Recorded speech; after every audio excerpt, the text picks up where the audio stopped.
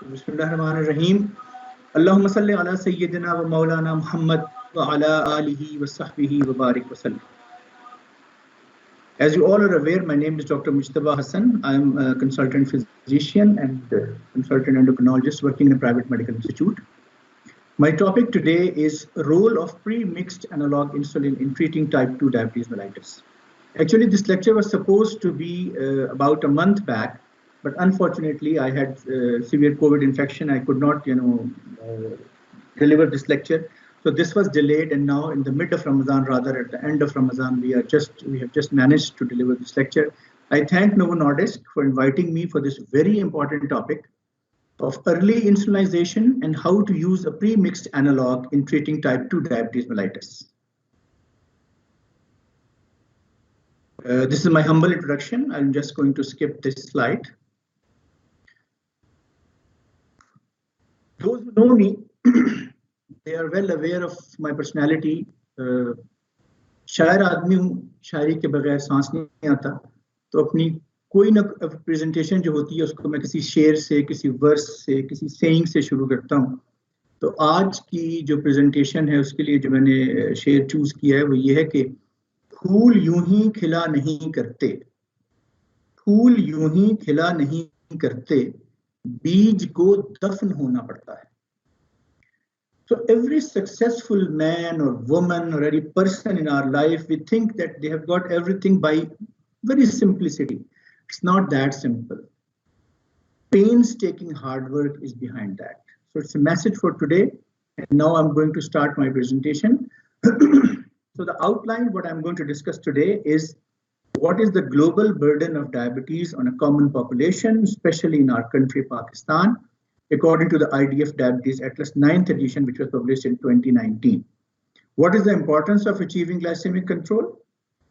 How do we manage diabetes as per ADA guidelines, American Diabetes Association guidelines? Then I will move to my specific topic, which is biphasic insulin aspart. What is the rationale for biphasic aspart?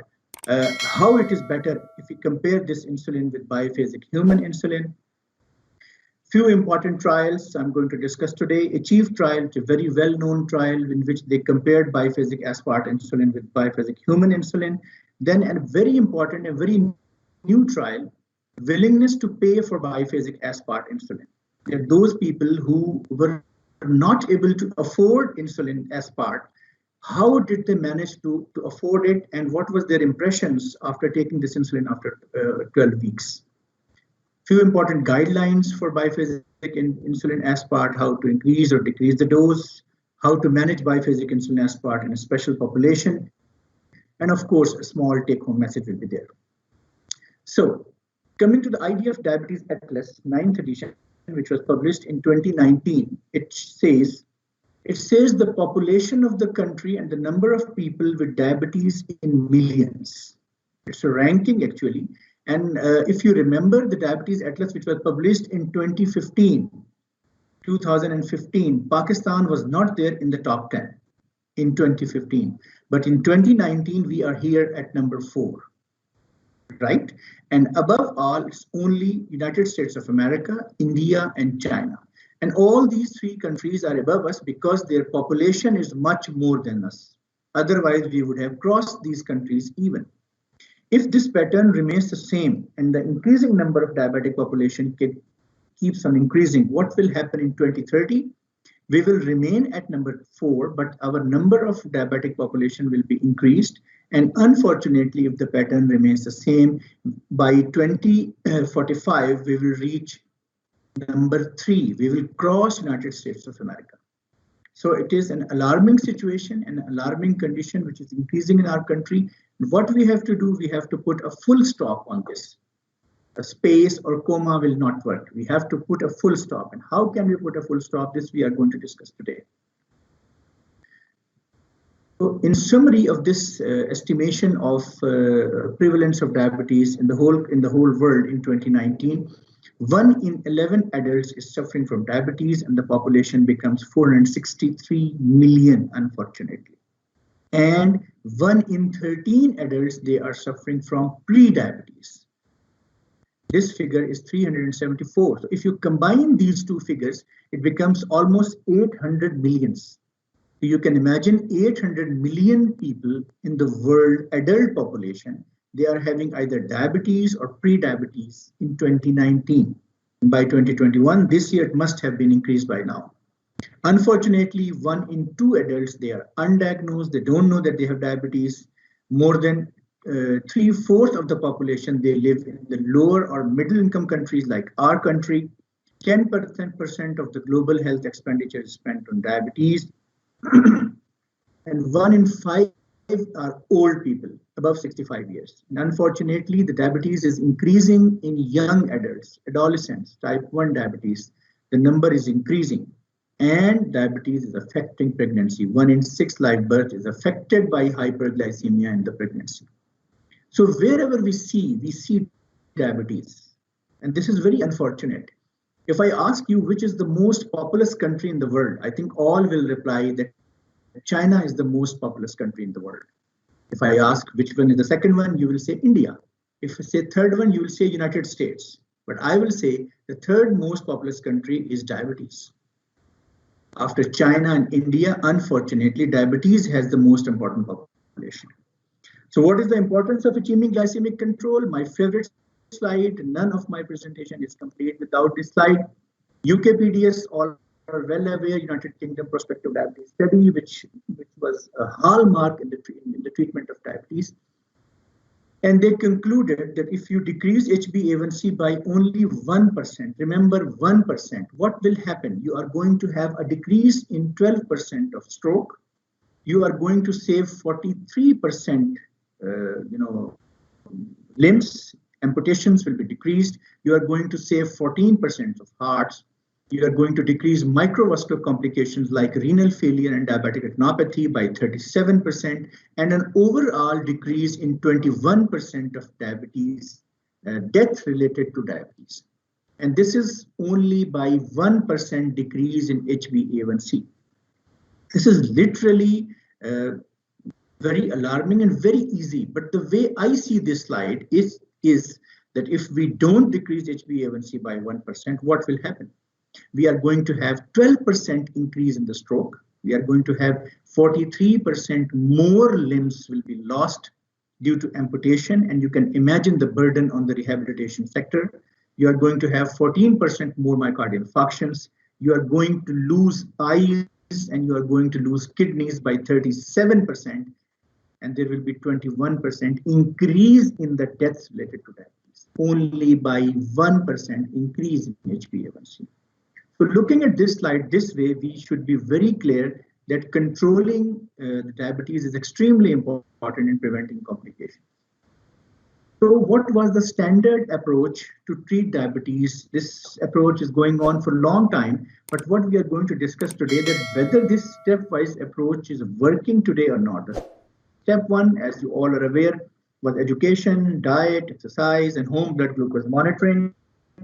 You watch for 3 months or so, then you are going to add oral antidiabetic therapy, most likely monotherapy, that must be metformin. Then step 3, you are going to combine metformin with some other drugs like DPP-4 inhibitors, SGLT2 inhibitors, or sulfonylureas if needed. Step 4, you are going to add an insulin, a long-acting insulin, a human insulin, or an analog, plus oral hypoglycemics, then the mixed insulin, then multiple daily injections, and so on and so forth. So this stepwise pattern, which was there initially, I mean, if you remember some 10 years back, is not working. Very frankly speaking, it takes a long time from step 1 to reach to step 6 or step 7, unfortunately. And by that time, patient has already developed complications. So in these patients, when the sugar is not controlled by oral hypoglycemic agents, we have to switch the insulin. And the early insulinization have been proven to be very effective in controlling diabetes and preventing complications. So what is clinical inertia in controlling diabetes? Clinical inertia is actually the failure to advance therapy when recommended.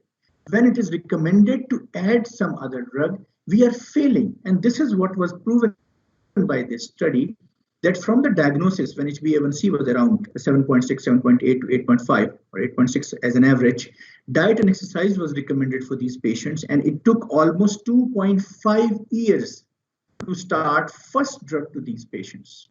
and HbA1c by that time was increased. And what happened? Another 2.6 years were spent on these oral hypoglycemic agents, and the combination was started after almost 5 years of the diagnosis of diabetes. By the way, this study was done in the European population. And then the combination of oral hypoglycemic agents was continued till we got another failure after 2.8 years in average, and HbA1c reached almost 9.7, and then the insulin was started. So you can well imagine that from the diagnosis of diabetes, and you know when the diabetes is diagnosed, diabetes is there even before diagnosis. So from the diagnosis of diabetes, it took almost 8 years in average in initiation of insulin therapy. Unfortunately, this is a hard, true fact. And what we have to do, we have to decrease this period by early insulinization. I'll straight away switch to my topic, which is pre-mixed insulin, biphasic insulin aspart 30, coming with the name of Novomix 30. What is the dual release insulin concept? If we see the physiological insulin response, this light blue color slide, you see that after a meal, the insulin surge is there and gradually it comes down. So which insulin actually matches, this physiological insulin response will be the best insulin for the patient? It's pretty simple. If you give a rapid acting insulin analog together with a basal analog, it will provide a physiological insulin response. If you see a rapid active insulin analog, which one? This protamine crystallized insulin aspart. Actually, this is a long-acting insulin analog. This effect will long for some time. And if you give soluble insulin aspart, which is a rapid-acting insulin aspart, the surge will be there and it will come down very fast. So you have to combine these two insulin to reach to the physiological insulin profile. Otherwise, if you give biphasic insulin aspart 30, the dark blue one, you will see that the physiological response is more or less the same as compared to the physiological normal insulin response. So the physiological insulin response is comparable with the basal component in the meal-related peaks if you're going to use biphasic insulin aspart 30. There are different insulin pre-mixed formulations available in the market. We are talking about aspart insulin, so we have biphasic aspart 30, 50, 70 is not available in our country, and soluble insulin aspart. So what happens? Early glucose lowering effect increases and the late glucose lowering effect decreases when you increase the rapid acting insulin aspart. I think it's pretty simple. If you are going to increase the concentration of rapid acting insulin, definitely the early glucose lowering effect will increase and the late will decrease. It's pretty simple. So, but if we see that if you are using biphasic insulin aspart, the early phase is also reasonable, which is controlling, and the late phase is also reasonable. It's almost lasting up to 16 to 20 hours, which is the normal physiological response. The biological molecule of aspart, it differs from human insulin by only single amino acid. Actually, what happens that proline is substituted by an aspartic acid. That's why it's called aspartate. Aspart insulin. This is the sole difference. And what happens when you change this amino acid, it becomes a monomeric compound, and monomeric compound is the one which is very rapidly absorbed from the bloodstream. So if you give biphasic aspart insulin even before meals, immediately before meals, it's going to be rapidly absorbed in the blood and it will start its action. So the comparison of biphasic insulin aspart with human insulin, the dark one is biphasic insulin aspart, and the lighter one, light blue one, is biphasic human insulin. So biphasic insulin aspart gives a rapid absorption and higher peak concentration. This one, the dark blue one, and it keeps on maintaining throughout majority of the time. So if you are giving it at 8 a.m. pre-breakfast, you are going to have a good peak, and it's going to continue till almost 8 p.m. when you are going to give the second dose of biphasic insulin aspart. As compared to human insulin, the peak is not that very good, but the maintenance is plus minus okay. This was actually as compared to serum insulin concentration. Now we are comparing this in terms of blood glucose, concentration. So what happens? There is a peak, then there is a maintenance, then there is a peak, then there is a maintenance with biphasic insulin aspart. So they found out that biphasic insulin aspart has 18% higher concentration after dinner and 35% higher after breakfast. So as compared to human insulin, the significant difference and the p-value is significant for both time points. So in this, we see that with meals, biphasic insulin aspart postprandial glucose control is definitely better than human insulin. So by these slides, we finally conclude that if we compare this biphasic insulin aspart with human insulin, it has a faster absorption because of the monomeric form, higher peak concentration, more rapid and pronounced glucose lowering effect, and the duration of action is almost comparable with the basal component. So if a patient is getting biphasic human insulin, how to switch to biphasic aspart?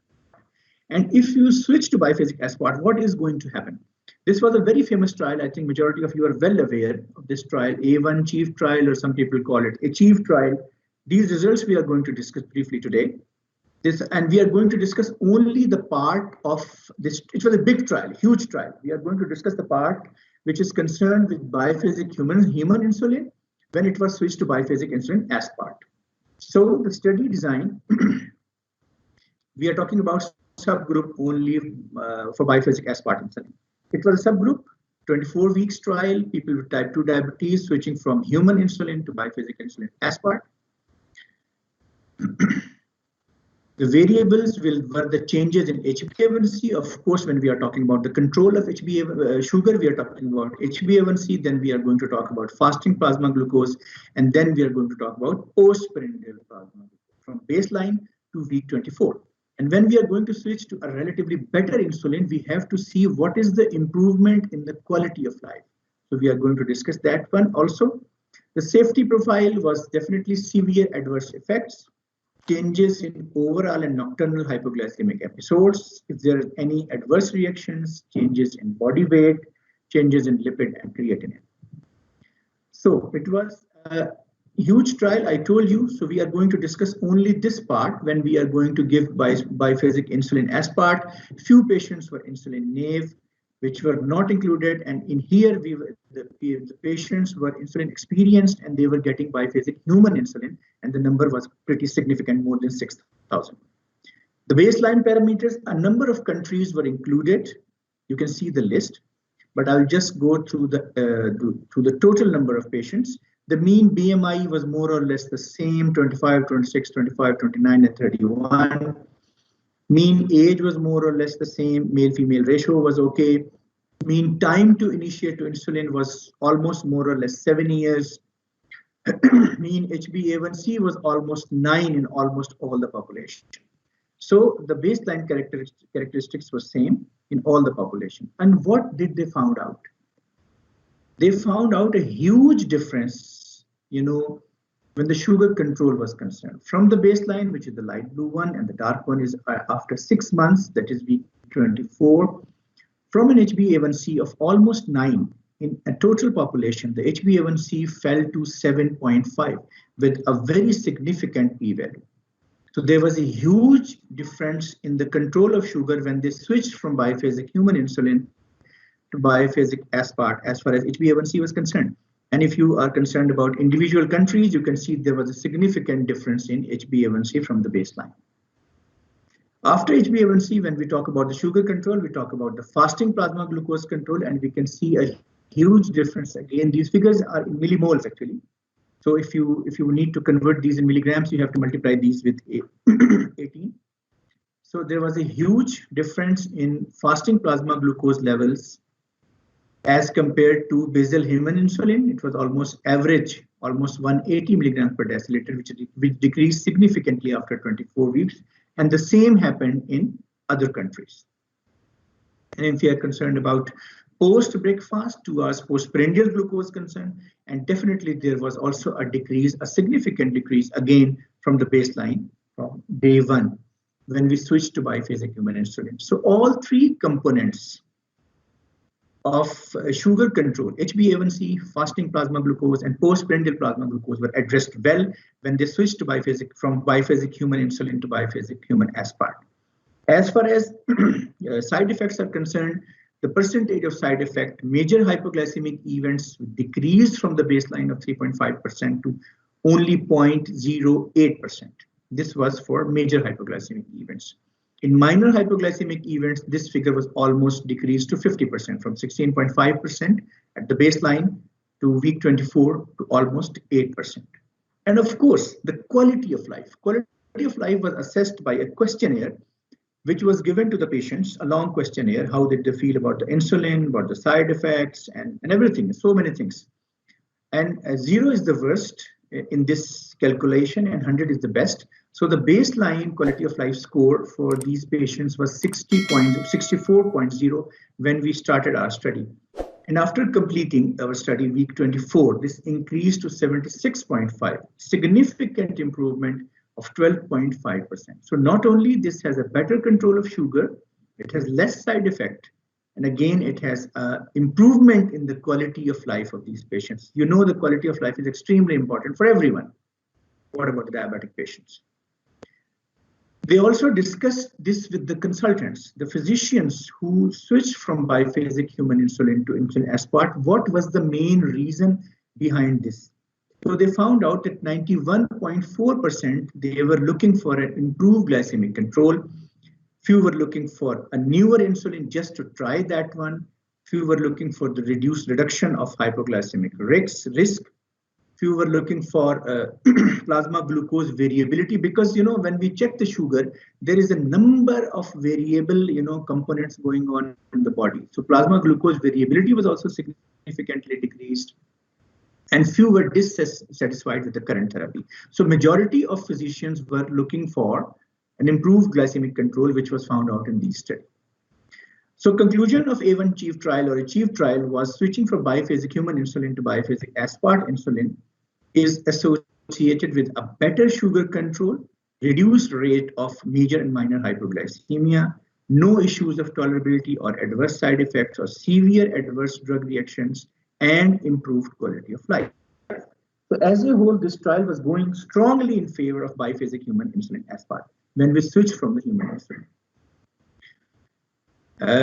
An important meta-analysis when they discuss that the hypoglycemia risk is comparable with biphasic human insulin, 6 studies were discussed in this meta-analysis, and they found out that there is 55% less major hypoglycemia as compared to biphasic human insulin. I'm not going into detail of these slides.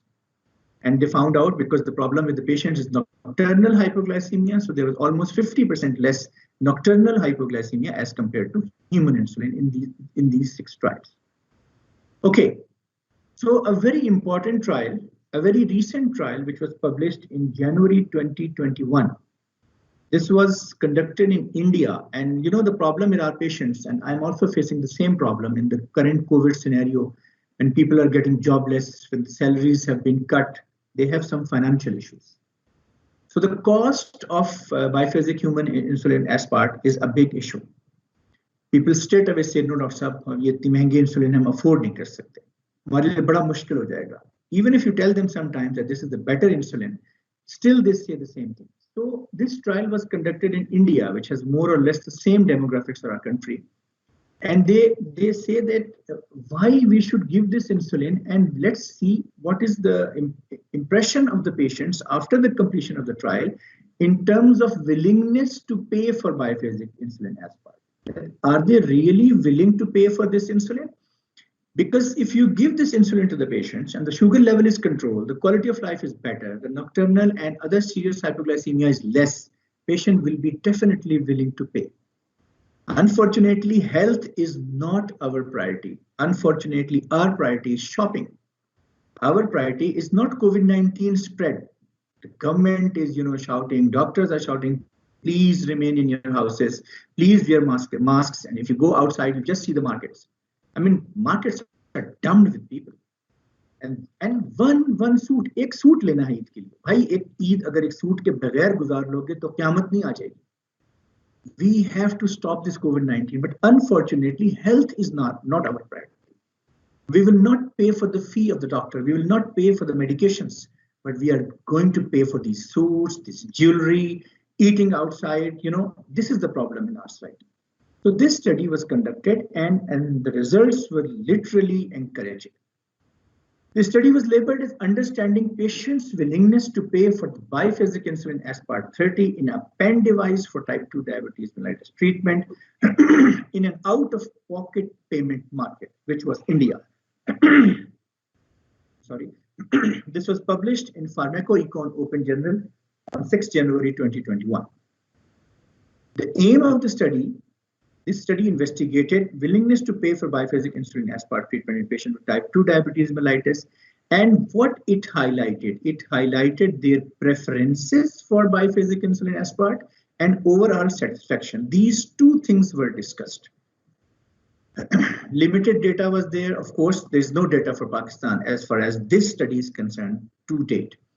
The study design was a 12-week multi-centered non-interventional prospective preference study which assessed willingness to pay for biphasic insulin aspart in a pen or even in a cartridge film in patients with type 2 diabetes previously treated with biphasic human insulin. So these patients were already taking biphasic human insulin and they were switched to biphasic insulin aspart, and this switching was done at the discretion of the patient and the physician prior to the study. So the data was collected at a baseline visit, which was the first prescription of biphasic insulin aspart, and an observational period was given of 12 weeks plus minus 2 weeks, and another visit was done to the physician, and they collected the data again. The decision to switch to biphasic insulin aspart, as I told you, is made by the patient and the treating physician before and independently of the study. So there was no bias of switching to biphasic insulin aspart. The first visit was week 1 when the patient visited. The switching from human insulin to biphasic insulin aspart was done, and the questionnaire, which is a technical thing, questionnaire was filled by these patients. Then after visit 2 was done after week 12 plus minus 2 weeks. The assessments of the treatment status was done, and of course the questionnaire was filled. The primary endpoint was the willing to pay and continuing to pay for the price of biphasic insulin aspart after 12 weeks treatment. And the secondary endpoints were change from the baseline, which was human insulin, device satisfaction, which was extremely important, and the participant preferences, whether they are willing to prefer to this drug or not. And this was, discussed with a questionnaire, which is a technical thing I'm not going to discuss. The willingness to pay had 3 core objectives. What was the core? The primary one was how many patients still use and pay for biphasic insulin aspart, a pen fill, a flex pen or a pen fill, 3 months after the first dose. Secondary, how much do the patients value this insulin? And exploratory, why do physicians upgrade their patients? So 2 points were there for the patients and 1 point was there for the physicians. The study design, it was done in 19 sites. A number of hospital list is there, which I have not included in this presentation. Mean age was 56, BMI was more than 25, and 64%. I'm not going into detail of all this. And patients were assessed at visit 1 and visit 2 was done at week 12. The inclusion criteria was more than 18 years. They should be adults. The diagnosis of type 2 diabetes is established. They are receiving biphasic human insulin already for more than 3 months. It's not a day or 2. They are already on biphasic human insulin for more than 3 months, and they were, reassessed for the willingness of pay after 12 weeks. Exclusion criteria: if the patient has already received an insulin analog previously, they were excluded from the study. The patient population who is already under some other clinical trial or study, they were excluded. Suspected hypersensitivity, some people is not willing to pay, so they were excluded. There were some language barriers, or those patients who are not able to write or read, they cannot monitor their sugar levels, they were excluded. So it looks to be a fair trial. What they found out, that 96% of patients, 96.4% exactly of patients were willing and able to pay for Novamix 30, and they were willing to pay for this insulin even at the conclusion of this trial. And 62.2% of patients, they prefer to take their insulin at meal time instead of 30 minutes before the meals. So as we know that Novamix 30 is a monomeric insulin, so you can take it immediately before the meal even. So this was a huge success in this Indian population, and we believe that this will remain the same for our population. The physicians, we asked them, the physicians commonly switch their patients for biphasic insulin. There were multiple reasons. Majority were looking for a better sugar control. Majority also were looking to risk the hypoglycemia, to decrease the risk of hypoglycemia, flexibility, and the ease of insulin was also there in almost 35 to 50%. So we conclude, just not going to detail of this study, that 96%, 96.4% of the patients, the majority of the patients use biphasic insulin aspart as their primary insulin, and they were willing to pay to continue this treatment. So this trial actually, I mean, it's a pretty new trial. I think it's not has been presented in anywhere. So this trial concluded that if we try to convince the patient, and if they achieve the sugar control after this given period, they will try to maintain this biphasic insulin aspart for the remaining of their life. Dose titration and in special population for biphasic insulin aspart, I'm just going to give quickly some few comments about this. I think majority of you are well aware of this slide, that if the sugar level is less than 80 milligrams per deciliter, fasting plasma or pre-dinner, you have to decrease the dose of insulin by 2 units. If it is in our target of 80 to 110, there will be no change. If it is increasing, you have to increase the insulin by 2 units, 2 units, 2 units. I think it's well aware. And when we are looking for, if you're giving biphasic insulin aspart twice daily and you are concerned about the pre-dinner sugar control, the insulin dose to be titrated is the breakfast dose, because the effect of breakfast is there. If you're looking for the pre-breakfast dose, you have to look for the dinner dose. I think it's pretty simple. Everybody knows about that. So I'm just going to skip this slide. In special population, I think we are much concerned about our pregnant females. So the data about the pregnant females, it's quite less. There's limited clinical experience of Novemix 30, but 2 studies were there, 2 randomized controlled trials, and a significant number of patients, and they concluded that these trials do not indicate any adverse effect of insulin aspart on pregnancy or health of the fetus. By the way, I have already been using this in my pregnant females, and it has no effect, absolutely, on the mother and the baby. Lactation, there's no restriction on the treatment of Novemix 30 patients. Who are breastfeeding, they can use the Novemix 30 to control their diabetes. Pediatric population, this has been given in the children and adolescents above 10 years. The data from 6 to 9 years is much less. For Novemix 30, below 6 years, we don't recommend. Usually, we don't give Novemix 30 less than 10 years as a whole. And if it is Novemix 50, which is the 50-50 combinations of soluble insulin aspart and with protamine aspart, usually we don't recommend this insulin below 18 years of age. Renal and hepatic impairment patients with chronic liver disease and chronic kidney disease, definitely the dose requirement will be decreased because the excretion of the insulin will be decreased. In elderly this insulin have been used for a long time, but the experience is limited in those very old patients of more than 75 years. Otherwise, it has been used in elderly patients. How to switch from biphasic human insulin to insulin aspart is pretty easy. 1 unit to 1 unit. Whatever dose the patient is taking of insulin, human insulin, you just switch to the same dose of aspart, 1 unit to 1 unit. This is an algorithm, practical guidance on intensification of biphasic insulin aspart. I'll just go to the summary because I think time is running away. 1:1 total dose transfer from to biphasic insulin, 30. If you are going to give twice daily, give a 50-50 pre-breakfast and pre-dinner dose. Some people prefer to give more dose in the pre-breakfast and less dose in the dinner, depends on the meal component of the patient. You have to titrate the dose, but preferably the dose should be titrated after a week. Of course, usually we try to discontinue sulfonylureas when we are giving insulin. We have to continue metformin, and we can administer biphasic insulin aspart immediately before meals, as this was discussed in the study.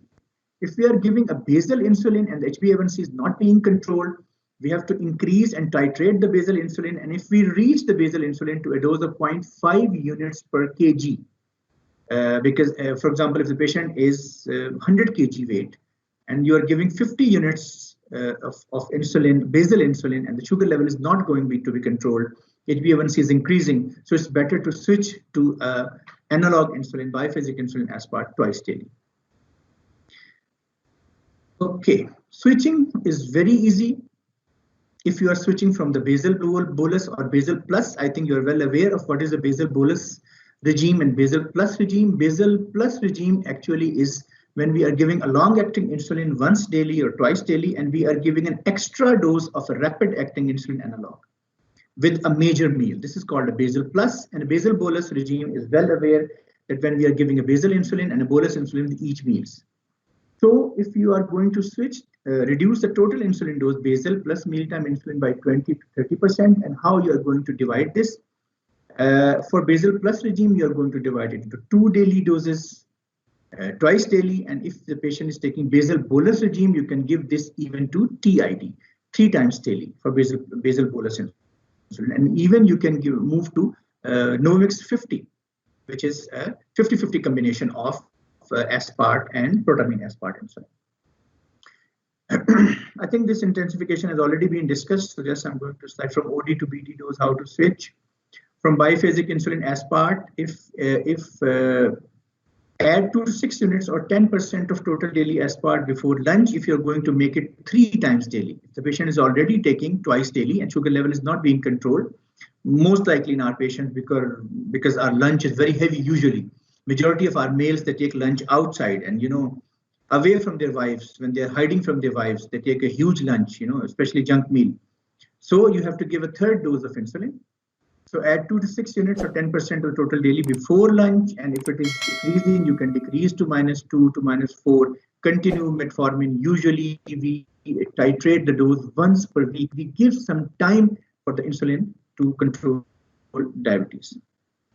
So intensification guidelines summary, biphasic aspart insulin to biphasic aspart 50 if we need. Again, it is a 1-to-1 dose transfer. Usually discontinue sulfonylureas, continue metformin, intensify gradually. You can increase the dose of biphasic insulin aspart initially, then you can switch to biphasic insulin 50. You have to titrate the dose once per week, and it can be given directly before meals.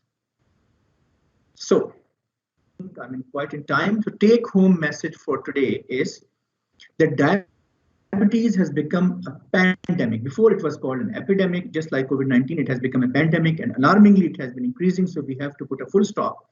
So early diagnosis and management can prevent complications. Biphasic insulin aspart 30 is an effective insulin analog, which is definitely superior to its human counterpart, as we have seen in different studies. This is well tolerated. Dose adjustment is easy. And of course, patients are willing to pay. Patients are willing to pay for this according to this willing to pay trial. Thank you very much for your patient listening, because I think that listening is learning. Thank you very much.